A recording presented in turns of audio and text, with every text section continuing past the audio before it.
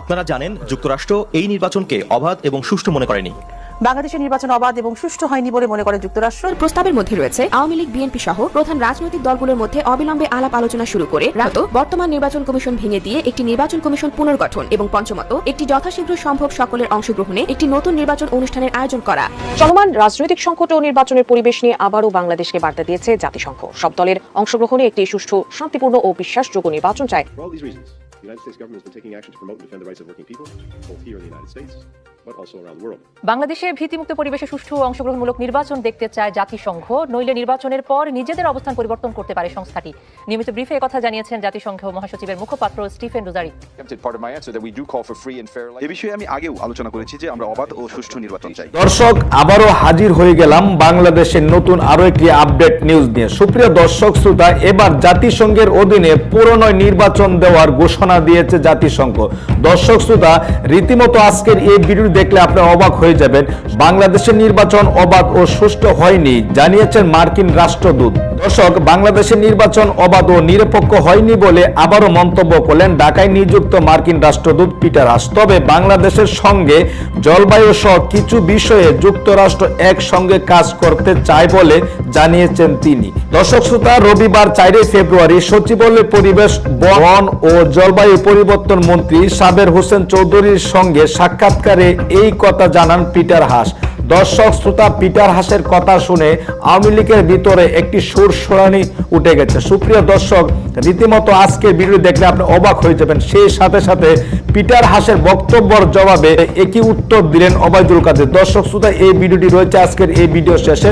অবশ্যই না টেনে সম্পূর্ণ ভিডিওটি দেখুন। চ্যানেলে যদি নতুন হয়ে থাকেন, প্রতিদিন সবার আগে আপডেট নিউজগুলো পেতে আমাদের চ্যানেলটি সাবস্ক্রাইব করে রাখুন ও একটি লাইক দিয়ে দেখতে থাকুন সম্পূর্ণ ভিডিওটি। দয়া করে ভিডিওটি শেয়ার করে দিবেন। বাংলাদেশে দ্বাদশ জাতীয় সংসদ নির্বাচন অনুষ্ঠিত হয়েছে। বিএনপি সহ বেশ কিছু রাজনৈতিক দল নির্বাচনে অংশগ্রহণ না করায় একতরফা একটি নির্বাচন হয়েছে। এবার নির্বাচনের সবচেয়ে বড় চমক ছিল স্বতন্ত্র প্রার্থীরা। এই স্বতন্ত্র প্রার্থীরা এবার রেকর্ড 62টি আসনে বিজয়ী হয়েছে। তাদের কারণেই দেশের প্রায় অর্ধেক নির্বাচনী এলাকায় প্রতিদ্বন্দ্বিতাপূর্ণ, উত্তেজনাপূর্ণ ও উৎসবমুখর নির্বাচন অনুষ্ঠান করা সম্ভব হয়েছে। কিন্তু নির্বাচনের পরও থেমে নেই সুশীল সমাজের প্রতিনিধিরা। তারা বিভিন্ন লেখালেখি, বক্তব্য, বিবৃতি, টকশোর কথাবার্তা এবং সভা সেমিনারের মাধ্যমে 7 জানুয়ারির নির্বাচনকে প্রশ্নবিদ্ধ করার চেষ্টা করছে। এটি আসলে কোনো নির্বাচনই নয়, এমন একটি বক্তব্য আসছে সুশীল সমাজের লেখালেখি, কথাবার্তায়, বক্তৃতা, বিবৃতিতে। বিশেষ করে ডেইলি স্টার এবং প্রথম আলো এই দুটি পত্রিকা নির্বাচনকে প্রশ্নবিদ্ধ করার জন্য তাদের প্রচারণা অব্যাহত রেখেছে। আর এই প্রকাশ্য তৎপরতার বাইরে বিভিন্ন কূটনৈতিক মহলে সুশীল সমাজের প্রতিনিধিরা এই নির্বাচনকে স্বীকৃতি না দেওয়ার জন্য দেন দরবার করেছিল, কিন্তু সে চেষ্টা সফল হয়নি।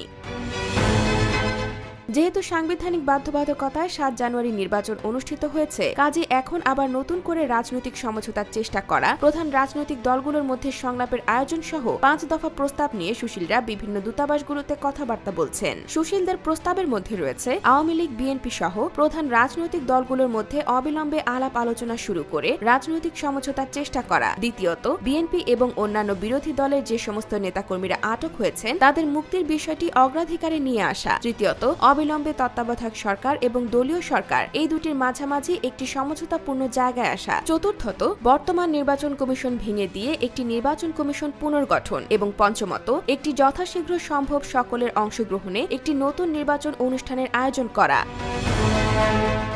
এই 5 দফা প্রস্তাব নিয়ে তারা বিভিন্ন কূটনীতিকের সঙ্গে যোগাযোগ করলেও কূটনীতিকরা এ ব্যাপারে কোনো ইতিবাচক সাড়া দেয়নি, কারণ তারা মনে করছে যে একটি সরকার কেবল গঠিত হচ্ছে। এই নির্বাচনকে এখনই নাকচ করে দিয়ে আবার নতুন করে নির্বাচন করার কোনো রকম প্রয়োজন আছে বলে পশ্চিমা দেশের কূটনীতিকরা মনে করছেন না, বরং তারা মনে করছেন যে নতুন সরকার কিভাবে কাজ করে, আন্তর্জাতিক পরিমণ্ডলে তাদের ভূমিকাগুলো কি হয় সে বিষয়টি আগে পরীক্ষা করা দরকার।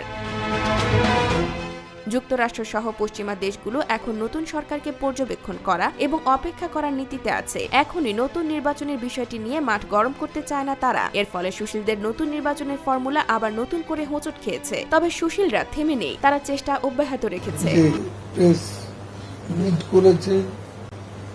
এবং যেটা তারা বলেছে সেটা নির্বাচন নিয়ে তারা 2 ধরনের কথা বলেছে। একটা বলেছে অবাধ সুষ্ঠু হয়নি, এটা যেমন বলছে তেমনি আবার এটাও বলেছে যে বাংলাদেশের প্রতি আমাদের অন্যান্য অনেক ক্ষেত্রে তাদের সাথে সম্পর্ক রাখার আমাদের দায়িত্ববোধ আছে, সেখান থেকে আমরা সম্পর্কটা রাখি এবং এই সম্পর্ক রাখার অঙ্গীকার আমাদের আছে এবং আমরা সেটা করে যাব। তো এখানে পিটার যেটা বলছে, এটা ম্যাথিউ মিলার যেটা আগে বলছে, ওই একই বক্তব্য। এখানে দু ধরনের কোনো কথা নেই, তবে দু ধরনের কথা এই যে তারা সম্পর্কও রাখবে, আবার যেটা হয়ে গেছে নির্বাচন তার সে ব্যাপারে তাদের আপত্তি আছে।